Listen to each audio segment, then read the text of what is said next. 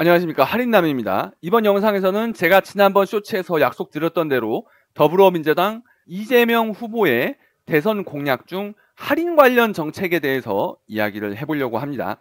먼저 이야기 드릴 게 이제 AI 등 신성장 분야 청년 창업 기업에 대해서 법인세, 소득세 부담을 없애겠다는 내용인데요.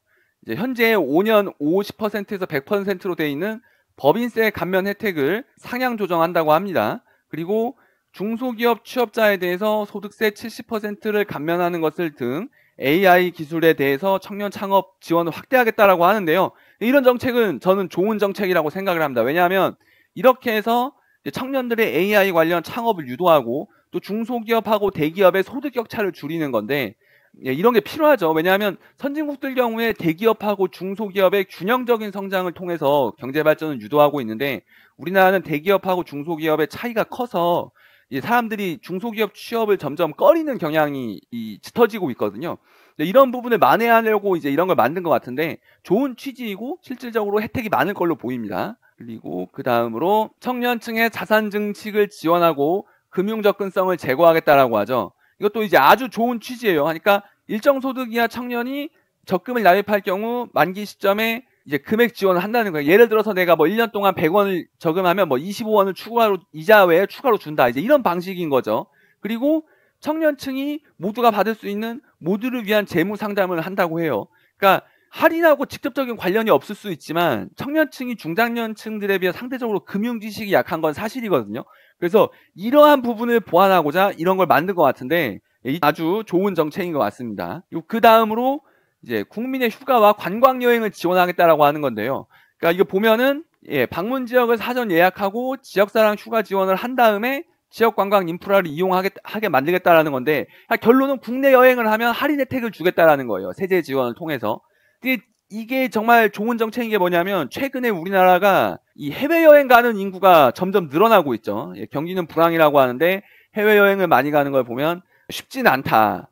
근데 이게 문제가 뭐냐면 외화가 많이 유출되고 있고, 그리고 국내 관광지들이 지금 많이 위기를 겪고 있어요. 뭐 제주도, 강원도를 비롯해서 전체적으로 이게 침체지가 많은데 이런 부분을 개선하기 위해 만든 정책인 것 같아요. 근데 잘 만든 정책이고, 뭐 실효성 여부는 조금 쉽지 않지만 그래도 의의가 있는 것 같습니다. 그리고 이거는 이제 이재명 후보 트레이드 마크죠. 마크인 지역 화폐 정책이에요. 이게 지역 화폐가 왜 할인에 넣어놨냐라고 이제 이야기를 하는 사람이 있을 수 있는데, 사실 할인이라는 게 100원짜리 물건을 내가 뭐 50원, 60원에 살 수 있는 게 할인인 거죠. 물건값이 싸지는 게. 그러니까 내가 돈을 덜 쓰는 건데, 이 지역 화폐의 지급을 통해서 이런 효과를 우리가 누릴 수가 있거든요. 그래서 이 부분을 할인 정책에 넣어놨습니다. 그리고 이재명 대표 하면은 뭐 기본소득이라든지 이런 지역 화폐가 이 정책의 트레이드 마크라서 이걸 설명 안 하면 사실 대선 후보, 그러니까 이재명 대통령 후보의 선거 공약에 대한 설명이 있다라고 보기가 조금 어려운 측면이 있어서 이 부분도 제가 넣어놨고요.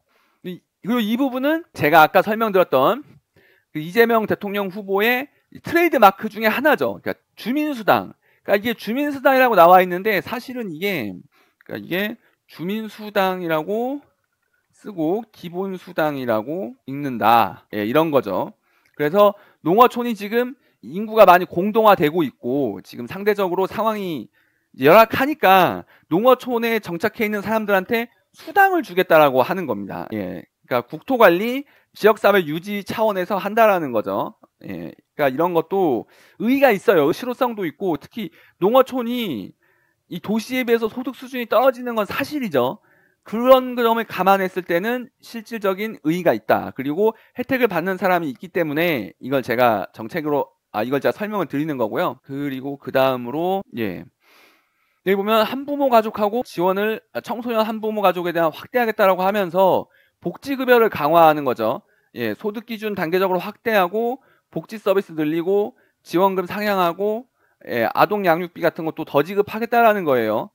그래서 이제 보면은 뭐 인건비 가이드라인도 마련하고 다양한 정책을 내놓고 있는 건데, 여기 보면은 아동 양육비 지원 중위소득 기준을 향상한다는 거예요. 아동 양육비 지원금 인상이 있는데, 이런 거를 통해서 사람들이 실질적으로 무엇을 받느냐, 이제 세제 할인을 받는 거죠. 예, 세제 할인을 받는 겁니다. 그래서 제가 이걸 넣어놨습니다. 아니 이거죠. 그러니까 국가유공자의 건강은 국가가 책임지겠다라고 하면서 결론은 뭐냐? 이거는 이제 국가유공자에 대한 지원을 확대하겠다. 예, 국가유공자에 대한 지원을 확대하겠다라는 건데 결론은 지원 확대가 이제 비용 할인하고 연결되는 거죠. 예, 비용 할인 연결되는 거여서 이 내용도 넣어놨고요. 그리고 그 다음으로 예, 이 내용은 정말 안 설명할 수가 없어서 넣어놨는데 예, 동원 예비군 훈련 기간을 4년에서 3년으로 1년 단축한답니다. 예, 동원 예비군을 단축한다는 거는 정말 좋은 공약 같고요. 예, 사실 할인 정책을 설명하면서 왜 이런 설명을 하느냐라고 느끼는 분들이 있으실 수 있지만 예, 이거는 꼭 설명해야 될 것 같아서 넣었습니다. 예, 동원 예비군은 반드시 단축돼야 됩니다. 예, 너무 힘들거든요. 예, 그래서 제가 넣어놨고요. 이 정책은 그 김문수 후보 때도 있었지만은 예, 정말 필요한 정책인데 예, 반려동물 양육비 부담 완화 그리고 의료 서비스 강화, 인프라 확충 이거 반드시 필요한 거죠. 특히 이제 반려동물 양육비가 대단히 가계 부담에 크게 작용하고 있는데 예, 이런 거는 반드시 개선이 돼야 됩니다. 예, 이건 반드시 개선이 돼야 돼서 이걸 설명하려고 이 부분을 넣어놨고요. 나머지는 뭐 동물 복지랑 관련된 거여서 크게 설명할 부분은 없는 것 같습니다. 예, 그리고 예, 그 다음으로 예, 주거, 통신 등 필수적인 생활 부담을 덜겠다라고 하면서 월세 세액공제 대상자 소득 기준을 상향하겠다는 거예요. 예, 대상주택 범위도 확대하고요. 그러니까 이것도 이제 실질적으로 세액공제가 늘어나면서 세금이 할인되는 효과가 있죠. 그리고 특히 이제 이 부분은 중요하게 주목할 필요가 있는데 통신비 세액공제를 한다는 거예요.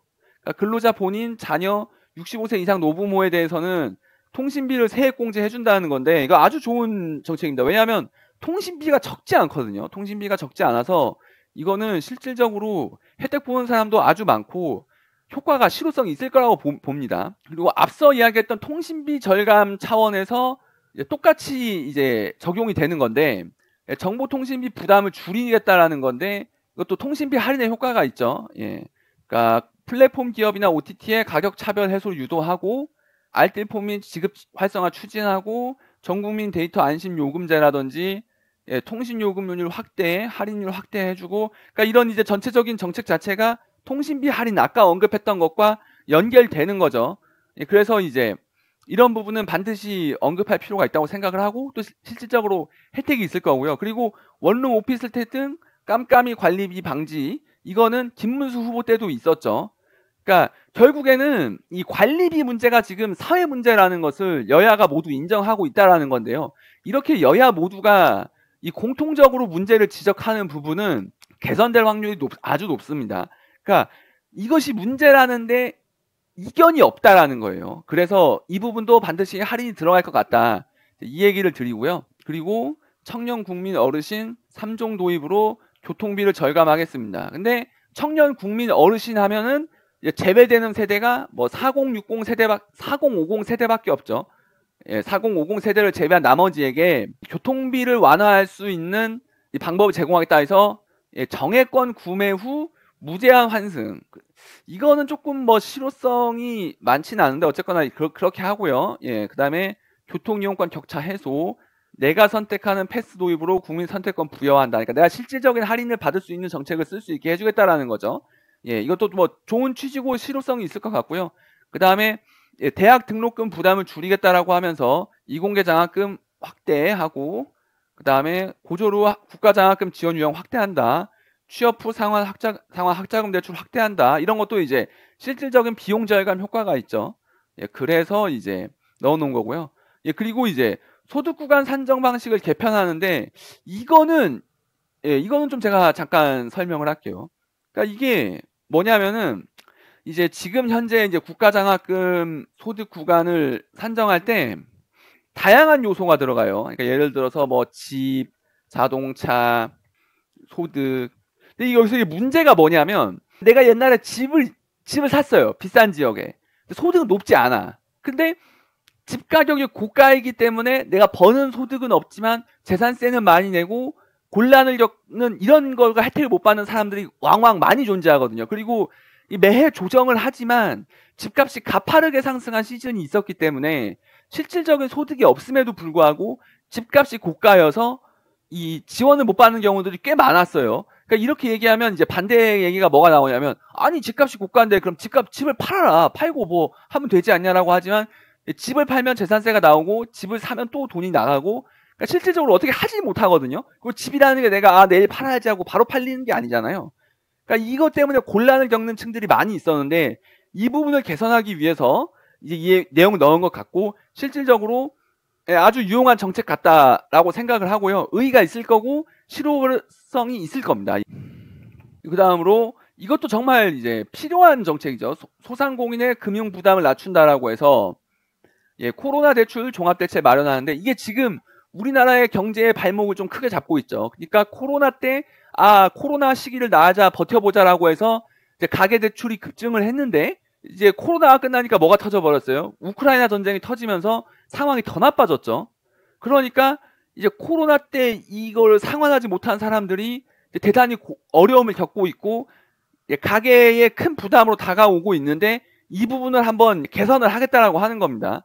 그 다음에 뭐 계엄에 따른 소상공인 지원 대책, 뭐 새출발 기금 페널티 축소, 이제 이런 게 다 들어가는데, 이것도 실질적으로 이제 지원 정책이고 세제 할인, 그러니까 금융 지출 할인 효과가 있어서 제가 이걸 넣어드린 거고요.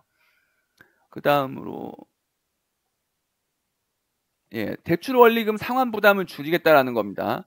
금융 소비자 이자 부담 완화를 위해 구조 재편하고 대환 대출 활성화 방향을 마련하겠다라는 거예요. 그러니까 이거 정말 필요한 거죠. 왜냐하면 고리에 시달리는 사람들이 많잖아요. 이걸 이제 중금리로 전환하고 또 이자를 정기적으로 납부할 수 있게 함으로써 사람들의 실질의 부담을 줄여주겠다라는 건데, 이거 아주 좋은 정책 방향입니다. 필요한 게 맞고요. 그리고 이제 중도 상환 수수료 단계적 면제, 특히 이것도 이제 내가 돈을 중간에 갚는데 장래 이자에 대해서도 부담을 하니까 이제 좀 이게 지출이 커지는 면이 있죠. 그래서 이런 것도 혜택을 부여하겠다라고 하는 건데, 좋은 정책입니다.